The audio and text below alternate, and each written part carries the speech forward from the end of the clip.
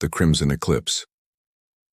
The emergency klaxon shrieked through the corridors of Mining Station Echo 7, its piercing wail echoing off rusted metal walls like the death cry of some ancient beast.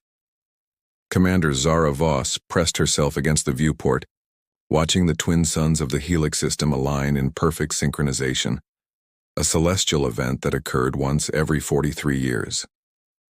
"Beautiful, isn't it?" came a voice from behind her, smooth as liquid mercury with an accent that spoke of distant worlds. Zara didn't turn around. She'd recognize Lieutenant Thane Corrin's voice anywhere, even if she'd spent the better part of, 6 months trying to avoid being alone with him. The Lyrian officer had a way of getting under her skin that she found both irritating and dangerously distracting. "It's just an eclipse," she replied tersely, though her eyes remained fixed on the spectacular display outside. The crimson light cast everything in shades of blood and shadow, transforming the derelict mining station into something almost mystical. Just an eclipse? Thane moved to stand beside her, close enough that she could feel the unusual coolness that radiated from his silver skin. "Commander, this is the Crimson Eclipse, the rarest astronomical phenomenon in this sector. My people have legends about nights like this." Zara finally turned to look at him, immediately regretting the decision. The eclipse light played across his angular features, making his violet eyes seem to glow with an inner fire. His silver hair, usually kept in a regulation military cut, had grown longer during their weeks stranded on this forsaken station, and now it caught the crimson light like spun moonbeams. "We don't have time for legends," she said, forcing her voice to remain steady. "The rescue ship won't arrive for another 18 hours, and we still need to repair the communication array." Thane's expression grew serious. "Zara, Commander, there's something you need to know about this eclipse. Something I should have told you before." The use of her first name sent an unexpected jolt through her. In all their months of working together, he'd never dropped the formal address. Something in his tone made her turn fully to face him. What kind of something? "The crimson light." He gestured toward the viewport where the aligned suns cast their eerie glow across the station's observation deck. "It affects my species in ways your human scientists don't fully understand. It awakens certain instincts." Zara felt a flutter of unease in her stomach. "What kind of instincts?" Before Thane could answer, the station's power grid fluctuated, plunging them into near darkness. Emergency lighting kicked in a moment later, bathing them in a dim red glow that seemed to intensify the eclipse light streaming through the viewport. "The generators are failing," Zara muttered, moving toward the control panel. "We need to..." Her words died as she caught sight of Thane. He stood frozen in the crimson light, his violet eyes wide with something that looked like alarm. His silver skin seemed to shimmer, and she could see fine tremors running through his normally steady hands. "Thane?" She took a step toward him. "What's wrong?" "The eclipse," he said, his voice strained. "It's already begun. I thought we'd have more time before the alignment was complete, but..." He sucked in a sharp breath, his hands clenching into fists. "You need to stay away from me." Like hell. Zara's military training kicked in, and she moved closer instead of backing away. "Talk to me. What's happening?" "The crimson light triggers something in Lyrian physiology," he said through gritted teeth. "An ancient biological response that dates back to when my people were still bound to their homeworld cycles. During the eclipse, we become..." He struggled for the right words. "More." "More what?" "More everything. Stronger, faster, more sensitive. To emotion and physical sensation." His violet eyes met hers, and she saw something wild and desperate in their depths. "More dangerous." As if to prove his point, the metal railing he was gripping began to bend under his fingers. Zara's eyes widened as she realized the implications. "How long does it last?" "Until the eclipse ends. Approximately 6 hours." He released the railing and took a step back from her. "That's why you need to stay away. I won't be able to control myself completely." Instead of retreating, Zara stepped forward. "Control yourself how?" Thane's laugh was bitter. Every emotion is amplified during the eclipse. Anger, fear, desire, they all become overwhelming. And you, he shook his head. You've been a distraction for months, Commander. During the eclipse, that distraction becomes a compulsion. Heat flashed through Zara at his admission. She'd been fighting her own attraction to him for just as long, telling herself that military protocol demanded distance between them. But here, stranded on this dying station with the crimson light painting everything in shades of passion and shadow, protocol seemed like a distant concern. "Maybe I don't want you to control yourself," she said quietly. Thane's head snapped up, his violet eyes blazing. "You don't understand what you're saying." "I understand perfectly." She moved closer, close enough to see the silver patterns that decorated his skin, close enough to feel the cool touch of his unusual body temperature. "I've been fighting this attraction for months, telling myself it was inappropriate, unprofessional, but we might not survive the night, and I'm tired of pretending." "The eclipse affects more than just physical responses," Thane warned, though his voice was growing rougher. "Lyrians form deep emotional bonds during the crimson light. If we do this, it won't be just physical." "Good," Zara said, reaching up to touch his face. His skin was cool beneath her palm, but she could feel the energy thrumming just beneath the surface. "I'm tired of shallow connections." The moment her skin made contact with his, something electric passed between them. Thane's eyes fluttered closed, and a low sound escaped his throat. "Zara," he whispered, and her name on his lips sounded like a prayer. "I'm here," she replied, stepping into his arms. The eclipse light blazed through the viewport as their lips met, and Zara felt something shift inside her chest. Not just desire, but something deeper, more profound. It was as if a door had opened in her heart that she hadn't even known existed. Thane's kiss was gentle at first, almost reverent, but as the crimson light intensified, so did the passion between them. His hands tangled in her dark hair while hers explored the fascinating texture of his silver skin, mapping the patterns that marked him as uniquely Lyrian. "The light," he murmured against her lips. "It's making everything more intense. I can feel it." She gasped, because she could. Every touch sent sparks through her nervous system. Every breath seemed to carry his scent deeper into her lungs. It was as if the eclipse was awakening something primal in both of them. They moved together in the crimson glow, their uniforms becoming obstacles to be overcome, rather than symbols of the ranks that had kept them apart. When skin met skin, Zara cried out at the intensity of sensation. Not just physical pleasure, but an emotional connection that seemed to bridge the gap between their very different species. "I can feel what you're feeling," Thane whispered in wonder, his violet eyes wide with amazement. "How is that possible?" "The eclipse bond," he explained between kisses.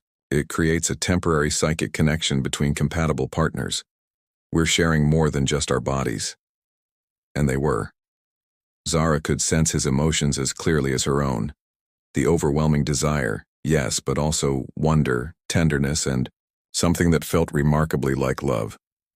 Through their connection, she felt his amazement at her strength, his admiration for her courage, his deep affection for the woman beneath the commander's mask. As the eclipse reached its peak, so did they, crying out together as waves of shared sensation washed over them. In that moment, Zara felt complete in a way she'd never experienced before, as if she'd found a piece of herself she hadn't known was missing. Afterward, they lay entwined in the crimson light, Thane's silver skin gleaming against her human tan. The bond between them hummed with contentment, though Zara could sense something deeper stirring beneath the surface. "What happens now?"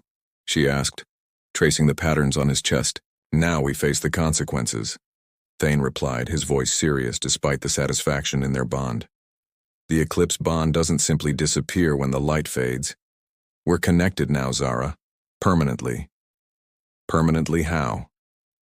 "I can feel your emotions, your presence, even when we're apart, and you'll be able to sense mine."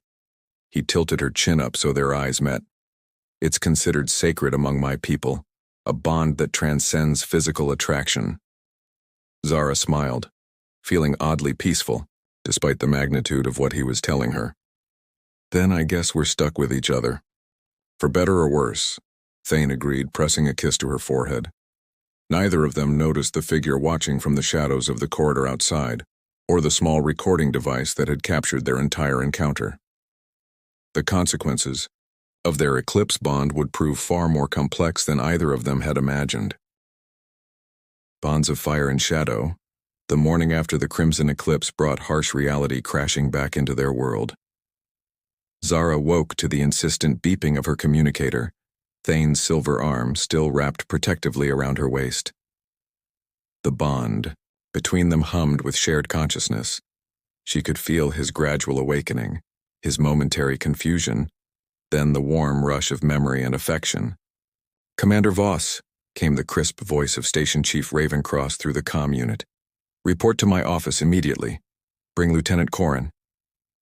Zara and Thane exchanged glances, the bond allowing them to communicate without words. Something in Cross's tone suggested trouble. 20 minutes later, they stood at attention in the station chief's cramped office, both back in regulation uniforms despite the intimate connection that still thrummed between them. Raven Cross was a woman in her 50s with steel-gray hair and eyes like chips of ice.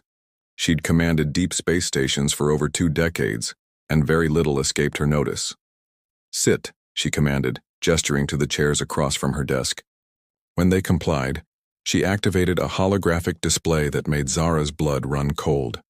It was footage from the previous night, grainy security camera images that showed her and Thane in passionate embrace, the crimson eclipse light making them appear almost mythical in their intensity. "Explain," Cross said simply. Thane straightened, his voice formal despite the embarrassment Zara could feel radiating through their bond. "Chief Cross, the crimson eclipse triggered a biological response in my species. Commander Voss I wasn't asking you, Lieutenant." Cross's gaze fixed on Zara. "I was asking the senior officer who chose to compromise her mission by engaging in intimate relations with a subordinate." "With respect, Chief," Zara replied evenly. "Lieutenant Corrin is not under my direct command chain, and what happened between us was captured on station security feeds and transmitted to Alliance. Command before I could stop it." Cross leaned back in her chair, her expression grim. "Congratulations, Commander. You and your Lyrian friend have just become the center of a xenobiological controversy that's reached the highest levels of military command." Zara felt Thane's alarm spike through their bond. "Transmitted?" "Automatic security protocols," Cross explained. "Any unusual activity during the eclipse was flagged and sent to the Xenobiology Division for analysis. They're calling it the first documented case of human-Lyrian bonding." "We're not specimens," Zara said sharply. "Tell that to Dr. Marcus Vale," Cross replied, sliding a datapad across the desk. "He's en route with a full research team. They want to study your bond, document its effects, possibly even replicate it." Thane's hand found Zara's under the table, their fingers intertwining as shared determination flowed through their connection. "They can't force us to cooperate." "Can't they?" Cross raised an eyebrow. "You're both military personnel. If Command classifies this as a matter of xenobiological security, they can order you to submit to whatever testing they deem necessary." The implications hit Zara like a physical blow.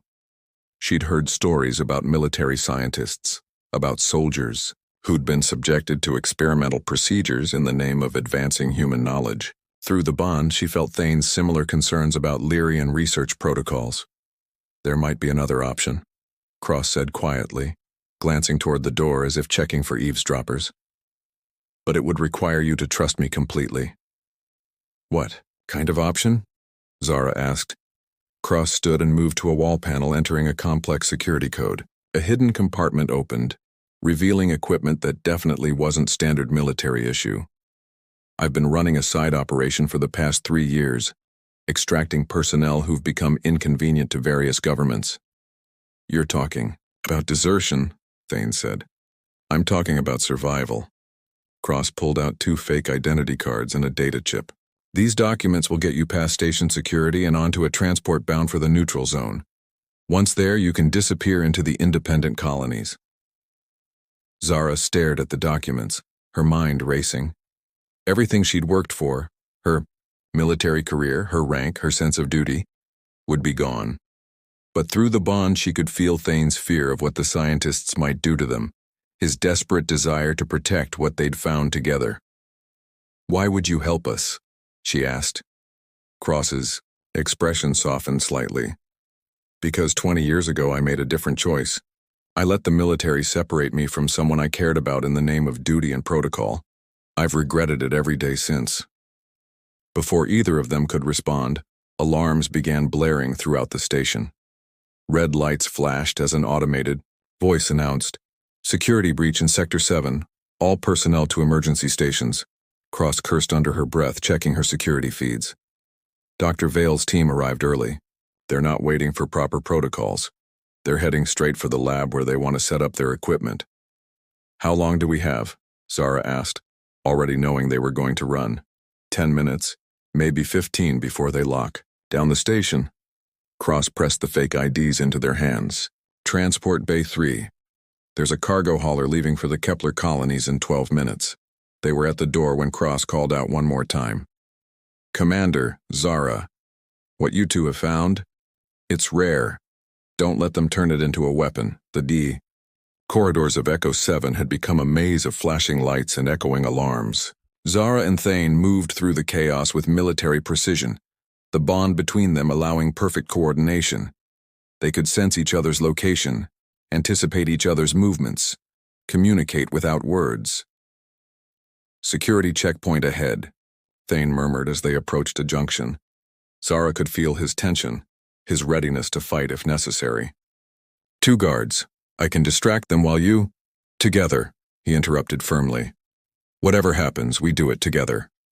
The bond flared with shared determination as they approached the checkpoint. The guards, focused on the security alerts streaming across their screens, barely glanced at their identification cards. "Transport Bay 3, one of them said absently, waving them through. They were 50 meters from the bay when the station-wide announcement crackled to life. "Commander Zara Voss and Lieutenant Thane Corrin report to security immediately. This is a direct order from Alliance Command." "So much for subtle," Zara muttered, breaking into a run. The cargo hauler was a battered freighter called the Wandering Star, and its captain was a grizzled woman with cybernetic implants along her jaw. She looked them up and down with calculating eyes. "Cross sent you?" When they nodded, she gestured toward the cargo hold. 2,000 credits, no questions asked. "But if you're bringing trouble aboard my ship, we'll pay triple," Zara interrupted. "If you leave right now." The captain's grin revealed metal teeth. "I like your style. Welcome aboard."